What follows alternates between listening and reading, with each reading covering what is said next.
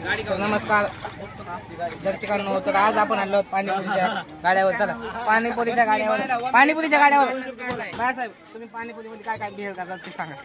Secret पाणीचा blog बोला ना. सोपं नका समजू, त्याचे लय मोठे चॅनल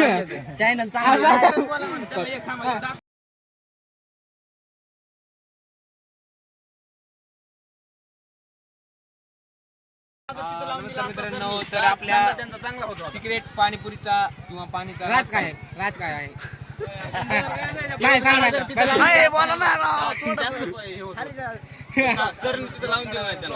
नाही तर यांचे ग्राहक खूप खुश आहेत पाणीपुरी खाऊन. कशी लागते त्यांची पाणीपुरी चव काय आहे? एकदम उत्कृष्ट अशी चव आहे, एकदम अप्रतिम. ह्यांच्या ते राज काय आहे ते आपल्याला माहित नाही, ह्यांच्या हातामध्ये अशी एक प्रकारची जादू आहे. पाणीपुरी म्हणजे पाणीपुरी. आणि यांचा लोकेशन तुम्हाला माहिती आहे, वडून पेट्रोल पंपाच्या पशी त्यांचं लोकेशन असते.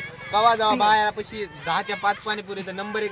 अशी सुविधा पण आहे, छान प्रकारे बसायला टॉल वगैरे सगळेच असते. आम्हाला एकच प्रश्न आहे आम्हाला, तुमचे इतके जे आहेत खाणारे ते त्यांना इतके खुश आहेत, तर तुम्ही सांगू शकता का काही इतके काय राज काय आहे यांचं की? बोला ना. पाणीपुरीत काय राज आहे? भाई यांचं थोडं बी मनोगत नाही सांगण्यासारखं. मी सांगू शकतो की ह्या पाणीपुरीत खूपच चव आहे. हे बघा पाणी, बघा तुम्ही पाणी. हे पाणीपुरी दाखवा, पाणीपुरी दाखवा, ग्राहक दाखवा,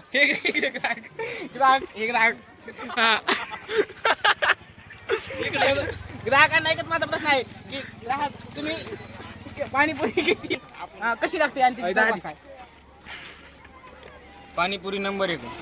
जय हनुमान पाणीपुरी सेंटर. रिक्षालाच पाणीपुरी असे जुगाड केलेले त्यांनी.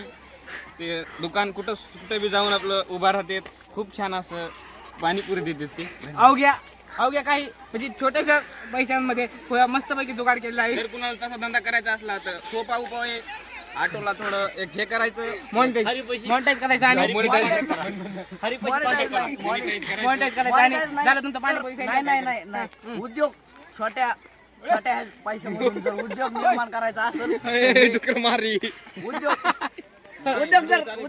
उद्योग जर चांगला निर्माण करायचा असेल तर त्यांचं मार्गदर्शन कमी वयात जर आपली कमाई आपल्या खिशात आणायची असेल तर त्यांचं मार्गदर्शन करा. आणि त्यांच्याकडे बघून काहीतरी पोरांना असा उत्साह यावा की हा बाबा आपलं पण मार्गदर्शन घ्या.